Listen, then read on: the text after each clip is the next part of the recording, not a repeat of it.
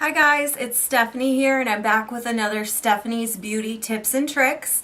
You guys seem to like the other one that I did. I only did 8 in that one and I have about 12 in this one.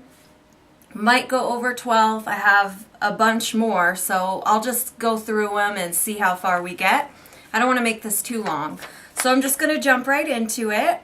The first trick I have, some of these tricks might, seem obvious to other people, while some people might not have even thought of that. It's just like a simple little trick that could really help your makeup application. So if you've heard of some of these tricks, don't be mean about it. This is just some of the stuff that I have been doing that really helps me out, and I want to help you guys out. So let's just get started. The first trick I have is to really press and roll your powder into your skin, and that's going to fill in your pores. So for instance, I use the Coty Airspun face powder in translucent extra coverage, and what I mean is take your powder brush and just press it and roll it, and that's really going to press into your pores. It may seem weird, but just try it. It seriously like presses the powder into your pores and makes everything a smooth canvas. It really works, and I love that trick so much. So that's my first trick. Number 2, it goes along with that pressing motion.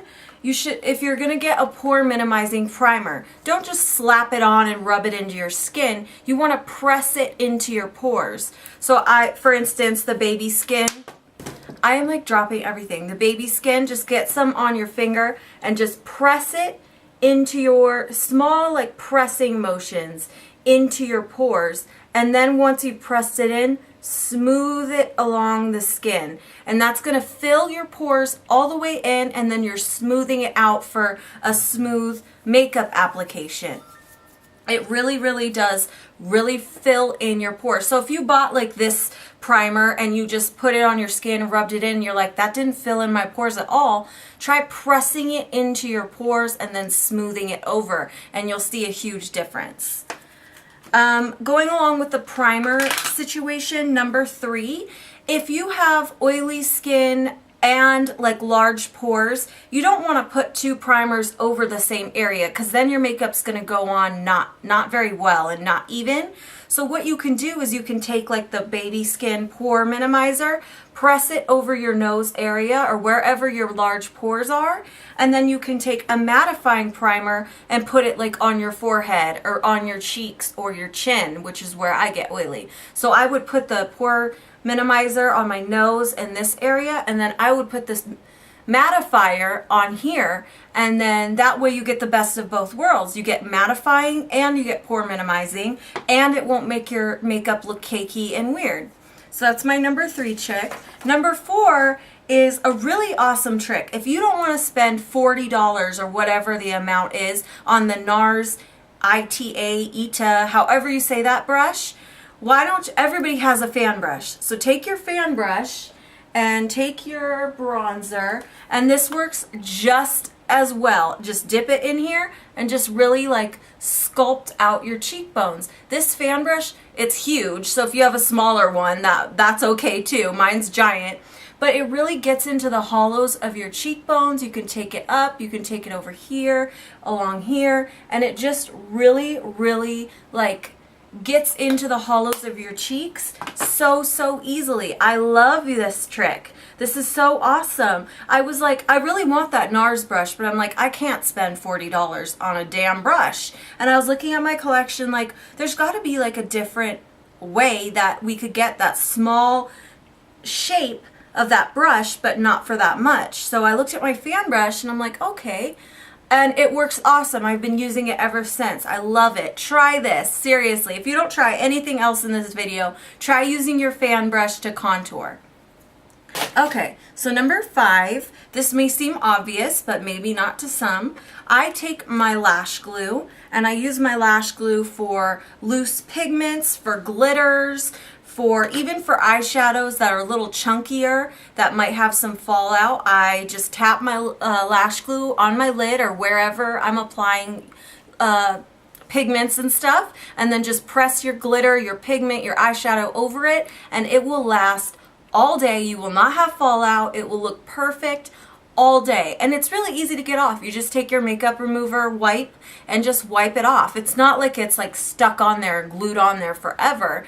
It really works really well. If you have the Makeup Geek Utopia pigment, if you have this, you know how much fallout and how crazy you look after applying it. This is the pigment that I started using lash glue with, and ever since then I'm like, oh, I should just use that for like all my glitters and all that kind of stuff, and it works perfectly. Number 6. Okay, number 6, this may seem obvious, but I just want to throw it out there. If you place your blush, okay, so you contour here and then place your blush right over your contour, but don't just place it right here, because what that's going to do is going to make your cheeks look fuller and make your face appear larger. If you take it back, you know how you contour back, take it back and up, just like this, it's really going to lift your face and give you like that facelift action, make your face look slimmer. It's a really good trick if you have a fuller face like I do and you want to make it appear slimmer. Try taking your blush all the way back like this and blend it out, of course. Don't just like look all crazy, but that's a good trick. Number 7, I use this a lot in my videos, so I'm sure you guys know all about this, but using tape for a sharp edge. If you want that sharp cat eye look, that sharp edge, just use a piece of tape. You just take the tape, put it on the back of your hand, peel it so it's not so sticky and won't like stick and hurt your eye when you peel it off, and just place it wherever you want and you will get that perfect sharp edge every time. Number 8, same thing with the tape. If you're having a hard time doing like a cat eyeliner, put down the tape on both ends, do your eyeliner normally, and then that way you will have perfect like cat eyeliner wings every single time, because this will be your stencil. So you'll just draw over the edge of the tape and then connect it back down and you'll have a perfect cat eyeliner if you're having trouble doing the cat liner thing. Number 9, this is what I do, and it really helps me out. You can do it. There's plenty of millions of other ways to do it, but this is what I do. When I'm going to apply my lashes, everybody always tells you to make sure the lash adhesive gets tacky before you apply it to your eyelid, because it just makes the application of lashes so much easier. Well, what I do is I take my lash glue and I put a little tiny dollop on just a little pot like this. This is the NYX eyeshadow base. So I just squeeze out a little bit right on the edge here. That was my cat. Right on the edge here, and then I'll set it down and I'll finish my eyes or go onto my face or whatever, and I will leave it sitting here to get tacky. That way when I run my lash through it, if I get too much lash glue on it, I can just run it along the base of this pot thingy and get the excess off, and then when I apply it on my lashes, it's just perfect. It gets the perfect tackiness, and that really works for me. So that's just a little tip. Number 10. So you don't have to use, I'm sure you guys know this, but as we go on, this is another tip that I use that maybe you guys just haven't thought of. You don't have to use a blush and an eyeshadow only for blush and only for eyeshadow. You can mix it up. Like this Milani Bella Chiffon eyeshadow, I absolutely am obsessed with it, but not for an eyeshadow. I'm obsessed with it for a highlighter. I think it is the most beautiful, look at that, beautiful highlighter like ever. It is just so stunning. And you know, you don't have to use the eyeshadow for its intended purpose. I take this down my nose, on the tip of my nose, Cupid's bow. I highlight. This is like my favorite highlighter of all time right now. It's gorgeous. You guys should definitely try it. It's Bella Chiffon. They're like $3.99. And going along with that same aspect, this Milani blush, you don't have to only use this for a blush. This is the Coralina or Coralina, however you say it, blush. It's an orangey blush marbleized with gold. I love using this as a blush because it's gorgeous, but I also love using it as an eyeshadow, and I have multiple tutorials where I feature this as my eyeshadow look, and it is just so freaking pigmented and gorgeous. I just love it. So, you know, that little tip might be obvious, but you don't have to use, you know, the eyeshadow only for eyeshadow. It can go anywhere on your face, girl. Number 11. So this is, I like using gel liners in my waterline because I find that it lasts longer and it's just, I think it just is more black and I just prefer it. So what I do to apply it is I like to use the Maybelline Eye Studio in Blackest Black, and I will just take a little pencil. This is like a pencil eyeliner that isn't creamy enough for me to use like in my waterline. I will dip it in the pot. Oh my god, sorry, I've lost my mind for a second. Just get some on the tip of the eyeliner and then you just go in and apply it like it was the black eyeliner brush. Oh, wow. Okay, let's just ignore that.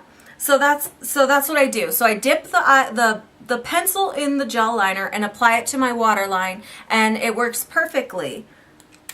So also what you can do, here's another tip. So number 12, after you apply this to your waterline, stamp your eyes together and it will transfer when it's wet. Right as you apply it, when it's still wet, stamp your eyes together and it will transfer to your top waterline. My eyes are so sensitive that if I try to tight line my top waterline, my eyes water, it ruins my whole makeup, it just drives me crazy. Like, I can't do it for some reason. But if I just take this, apply it to my lower waterline, close my eyes for like a couple seconds, it transfers to the top, and then I don't even have to go in and try to poke myself in the eye and water my eyes and stuff. Like, it works. Try it. It's really cool. It really works. Okay. Number 13, if you're having a bad skin day, like we all know my skin is crazy, or even if you just have red, uneven skin, rosacea like I have, you can use a concealer as your foundation. If you think that that's a little too thick, just mix your concealer with your face lotion. That'll water it down a little bit and then apply it, and that's going to cover, of course, a helicopter is just flying by right now. That's going to cover everything that you want to cover. What I recommend is the Hard Candy Glamouflage concealers.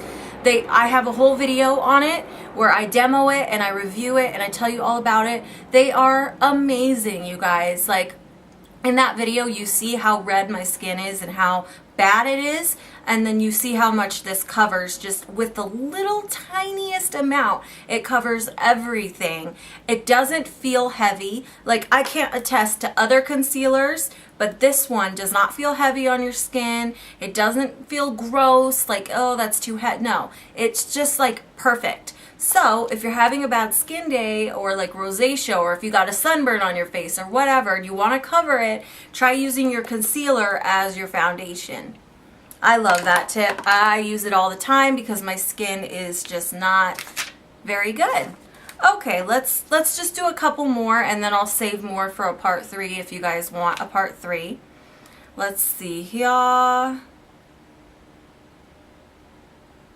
Obviously, number 14, if you wear lashes, carry your lash glue with you at all times.